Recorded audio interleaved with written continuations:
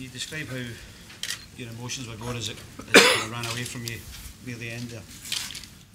Well, obviously had opportunities in the first three sets, and then the fourth set.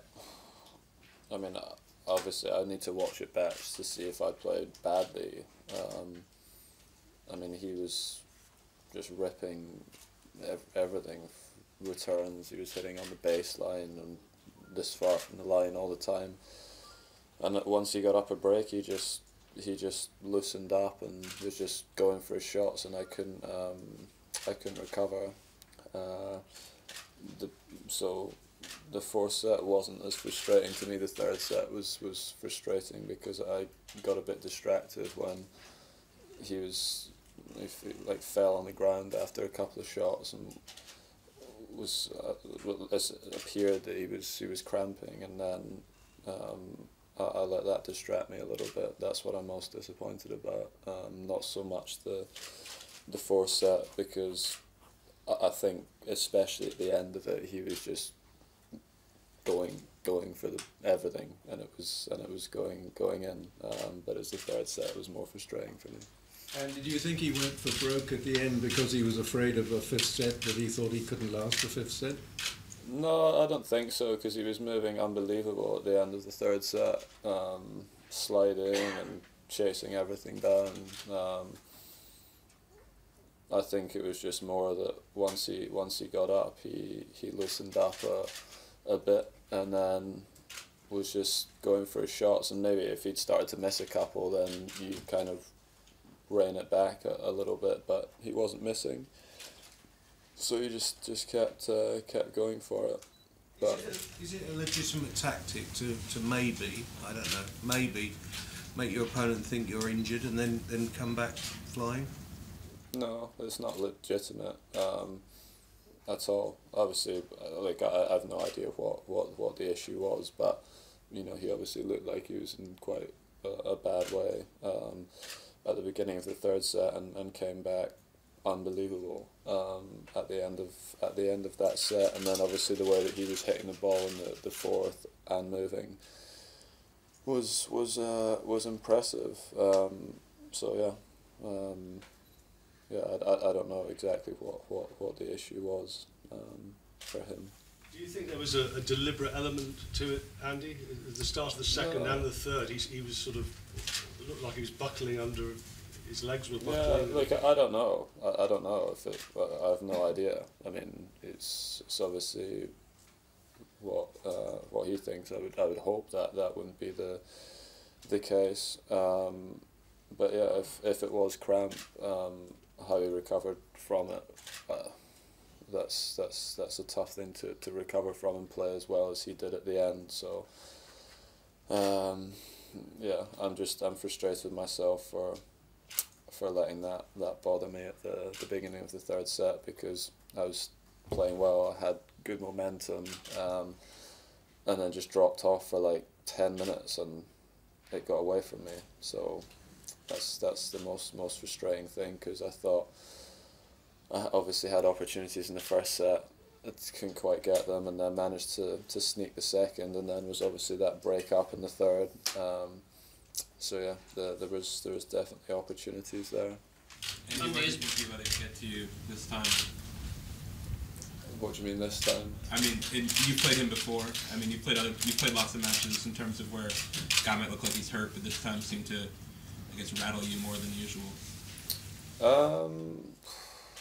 Yeah, I don't know exactly. I mean, I think that the way that he was, like I said, the way that he was moving at the end of the third set, he also started playing much better again. So that contributed to some of it as well. But I don't know. Maybe it was the situation that you know, if someone's cramping in the final of a slam with such a long way to go, you're feeling pretty good about yourself, and maybe maybe I just dropped, like I said, I dropped off for like 10-15 minutes there, and he got back into it, and that was it. I don't know exactly why it was the case, but I've never really experienced that in a slam final before, so maybe the occasion was something to do with it. I don't know. Is it a lesson you can learn, and maybe next time you play him and the same thing happens, you will just not take any notice, turn your back to it, whatever? Yeah, I think, I mean, in all matches you concentrate on your own end of the court.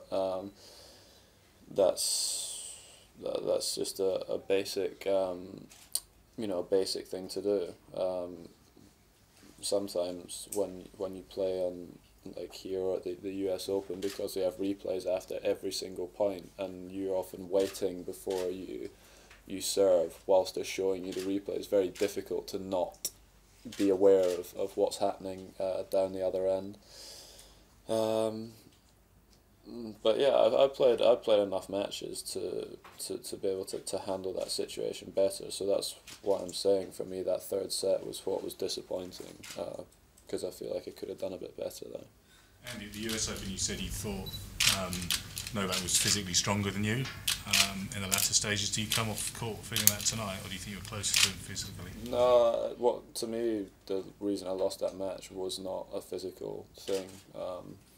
I don't believe that. I know how I feel just now and how I felt after the match with Novak at the US Open, and yeah, I'm not frustrated because for a physical reason, because I feel fine just now, and it appeared that he was the one that was struggling more physically than me. So that was, I guess, one improvement from there. And also I did feel like I did have more opportunities in this match as well than in New York, and I think for the first 3 sets the level was probably better than it was there too, and yeah, I'm happy that it wasn't a physical thing. And what are the positives you can take from this fortnight to kick on for the rest of the year? Well, it's been a great couple of weeks compared with where I was a couple of months ago. Well, it's night and day, really. I mean, playing way better in almost every part of my game, moving better. Physically I feel better and more confident, more belief. I was a lot calmer for, like, before my matches. Mentally I felt much stronger than I did at the end of last year and during the majors really last year. So yeah, for me, I mean, a lot of positives. I wouldn't want to come away from here feeling negative about the way that I played or reaching a slam final. I mean, Novak has won 5 times here now, so there's no disgrace obviously in losing to him. So yeah, a lot of positives for me to take from it. I think it's only been about 80 days since the ATP World Finals. How pleasing is it, therefore, to be here, having achieved so much in such a short space of time with the work you've done with Amelie?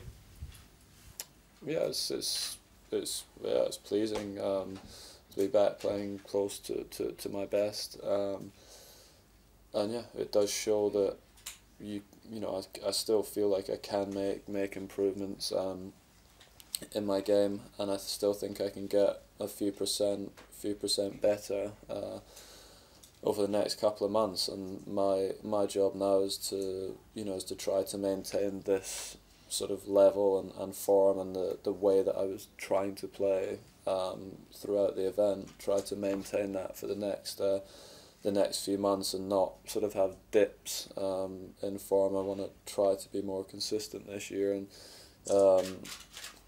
yeah, play better in more events. Yeah, that's what I want to do the next couple of months. If it wasn't physical, was it mental that you lost 12 games out of the last 13, or what? Well, I said that I got distracted in the third set.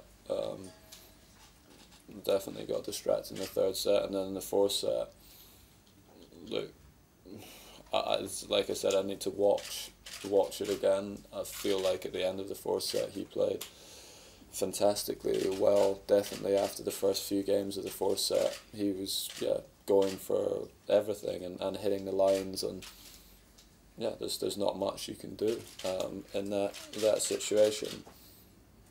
But yeah, I definitely got distracted in the third set, so that would be a mental thing. Yeah. And then talk about, if you would, the impact of working with Amelie. Has it been a net plus? Has it really helped you? And just spell out, if you would, how it's impacted your game and your run here, please. Well, it's obviously in the last couple of months, I've had a lot of time to work on things with Amelie, and also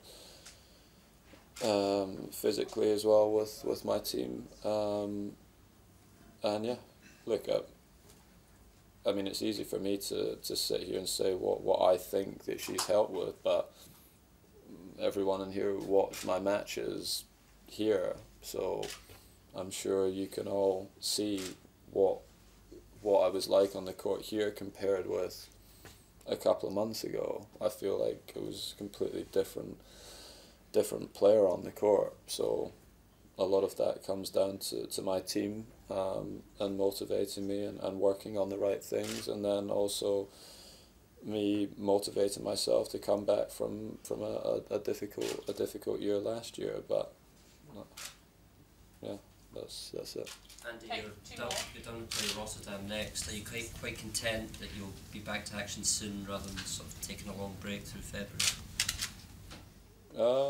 Yeah, I don't know. I hadn't really thought ahead of this event yet. I've spent like 2.5 days at home in the last 2.5 months, so I'm looking forward to getting back and spending a bit of time at home with my friends and family and my dogs, and being away from the tennis court and the gym for a few days when I get back, because it's been a busy few months with quite a lot of travel, and yeah, obviously this event, the slams do take a lot out of you physically and mentally, because of the length of the matches, and then also the length of the event as well, and the preparation that goes into them. So I'm looking forward to a few days away from the court now. Andy, as much as you want to, you're confident, you want to win everything you play in your heart of hearts when you came here, what did you think success would have been for you after what you've been through? Well, success is being happy. It's not about winning every single tournament you play, because that isn't possible.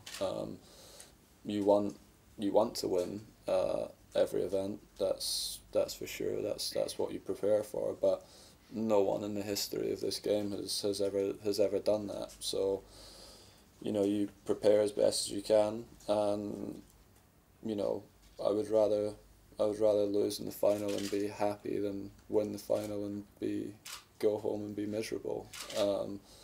So yeah, try to enjoy my tennis more